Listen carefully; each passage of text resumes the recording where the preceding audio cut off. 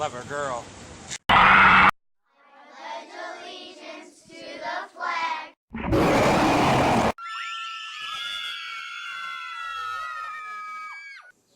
Hey there, YouTubers. I'm your host, David Rondinelli, bringing you another video for Monster Nation, and I have here with me my co-host, Justin Lockwood. So, to celebrate the release of Jurassic World, we decided to give you an episode dedicated to the series. But what exactly about Jurassic Park makes it horror?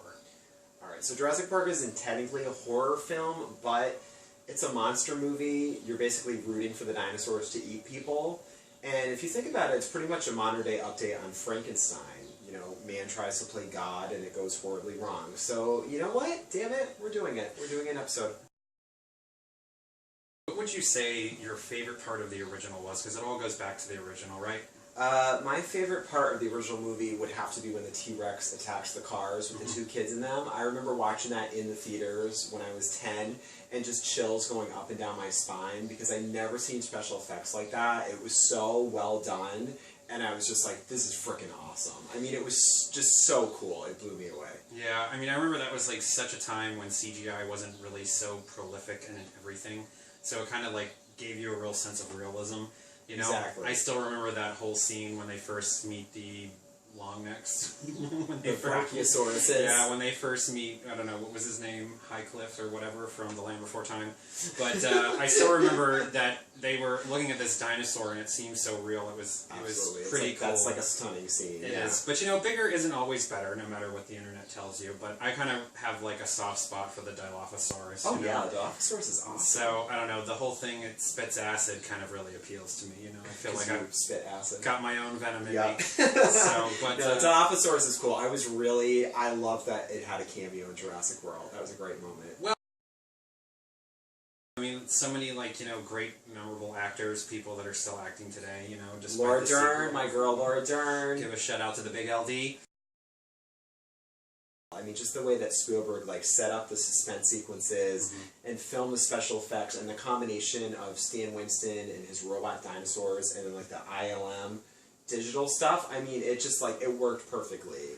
And it's just, like, it's heads and shoulders above a lot of the crap that's coming out now. Yeah, frankly. I mean, it's amazing the way that it still holds up today. It just has that, like, real classic quality. I mean, Steven Spielberg, Absolutely. you know, Sagittarians can do anything. But, I mean, they're, She is seeing all of this for the first time, and she does not even know what she is. She will kill anything that moves. I have to say that the fourth one actually wasn't too bad, Jurassic World, so... I thought Jurassic World was awesome. I did. I thought that it was very well written, had great characters. I love the stuff with the kids. That felt very Spielberg. You know, their parents are going through a divorce, and their relationship kind of evolves over the course of the movie, and they get closer together. You have this sort of great Romancing the Stone type romance between Chris Pratt and Bryce Dallas Howard. Even if it's a little cheesy, I know it's a little, like, you know, quasi-sexist, but I still really liked her.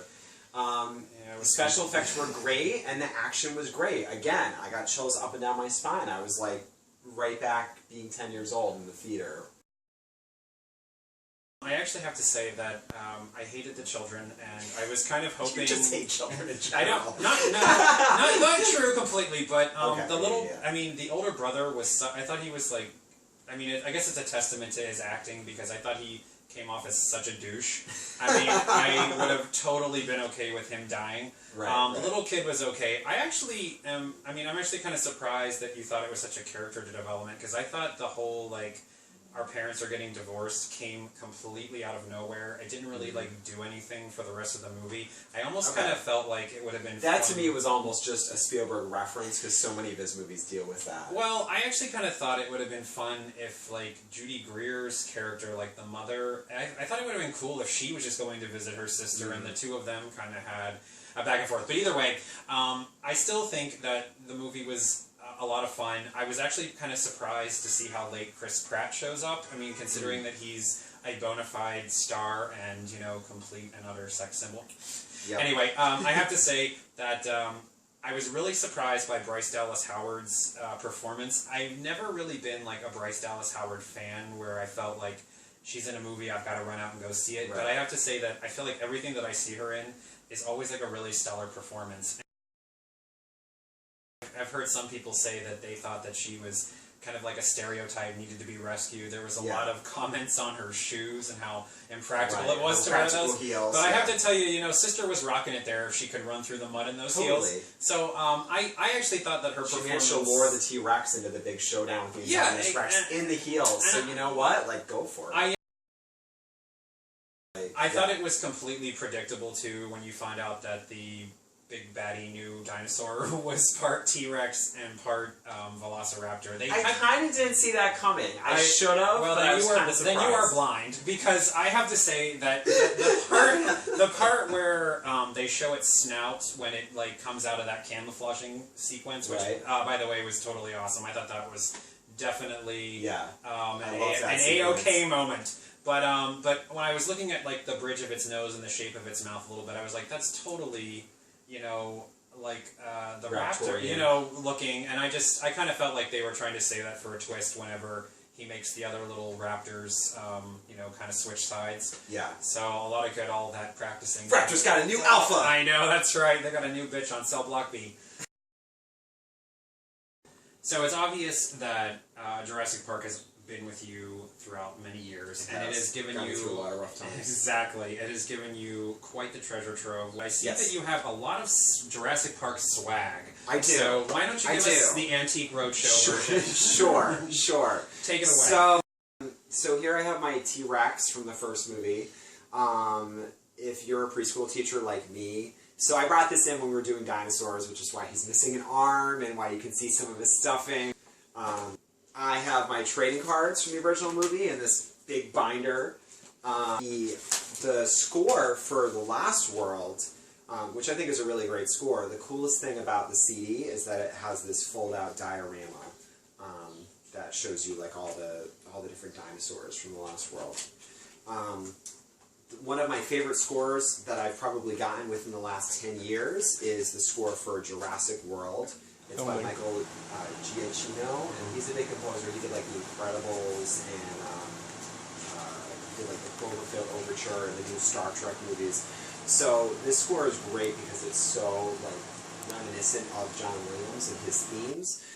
I also, because I'm a giant kid trapped in a 32-year-old's body, I got the Jurassic World coloring and activity book. Not only does it have many pages to color, including Mr. DNA. Yeah, I flipped through that. There's some pages missing. So. Yeah, maybe I used some already. There's a fold-out poster, which is pretty cool. And then there's a lot of great toys for Jurassic World. One of my favorites is the die-cast Jeep. That looks just like the ones from the first movie. The little doors open. And yeah, it just makes me happy. Economy size, too. They're moving in herds. They do move in herds. Don't forget to subscribe.